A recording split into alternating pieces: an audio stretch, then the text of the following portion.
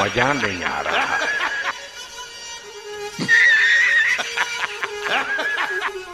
पहली बार वो कह रहे हैं कि भाई मजा आया, और मैं ये जो मजा है हिंदुस्तान के हर व्यक्ति को देना चाहता हूं। रुको जरा, सब्र करो। अभी मजा आएगा ना भिड़ो।